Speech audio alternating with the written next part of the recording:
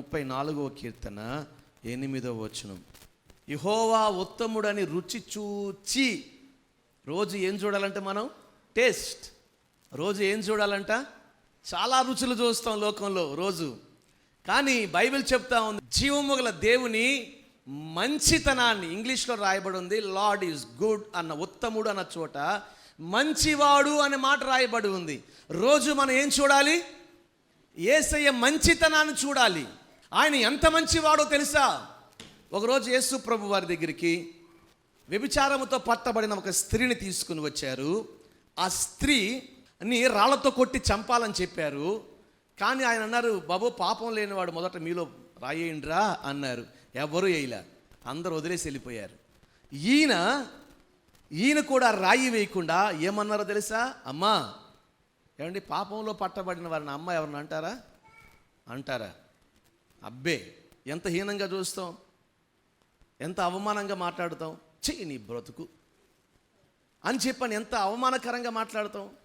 కానీ ఆయన ఏమాత్రం అలా ప్రవర్తించకుండా, అమ్మా నేను కూడా నిన్ను శిక్షించను, ఇంకెన్నడికి నువ్వు పాపము చేయమాక అంటే, ఎంత ఘోర పాపినైనా క్షమించగలిగిన యేసయ్య గొప్పవాడు. హల్లెలూయా.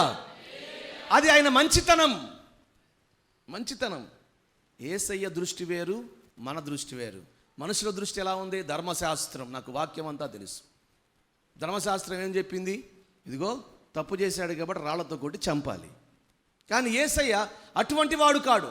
యెహోవా మంచివాడని రుచి చూడండి. మీరు చూడాలి, రోజు యేసయ్య మంచితనాన్ని చూడాలి. ఏమని చూడాలో తెలుసా? ఆయన ఎంత ఘోర పాపినైనా క్షమించగలడు. ఆయన నన్ను క్షమించగలడు. ఆమేన్. తొందరపడి ఏదో ఆవేశంతో నా భర్తను అన్నాను, నా భార్యను అన్నాను, లేకపోతే నా బంధువులను అన్నాను, లేకపోతే నా కొలీగ్స్ని అన్నాను, లేకపోతే తొందరపడి నడుచుకున్నాను. ఇదిగో అంత ఘోర పాపినే క్షమించిన వాడు నన్ను ఆయన క్షమిస్తాడు. హల్లెలూయా. క్షమిస్తాడా లేదా? ఆయన అంత మంచివాడు. అంటే పాపులను క్షమించే అంత మంచి తనం ఆయనలో ఉంది. రెండవదిగా, అలసిపోయి ఒకసారి యాకోబు బావి దగ్గర కూర్చున్నాడు, ఒక పెద్ద బొట్టు పెట్టుకుని. ఎంత బొట్టు? పెద్ద బొట్టు, చేతులు గాజులు, తాళ్ళు, మెళ్ళో తాయిత్తులు, గీతులు అన్నీ పెట్టుకుని ఒక బిందెసుకొచ్చింది. ఎవరు?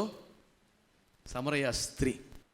దాహమేసి దాహానికి నీళ్ళను ఎవరిని అడిగాడు ఆయన? మాట్లాడరేంటండి? ఒక విగ్రహారాధికురాలని, ఒక అన్యజనురాలని. అంటే ఆయనకు యూదుడని, గ్రీకు దేశుడని, అన్యజనుడని భేదము యేసు ప్రభు వారికి లేనే లేదు. యేసయ్య మంచితనం అండి.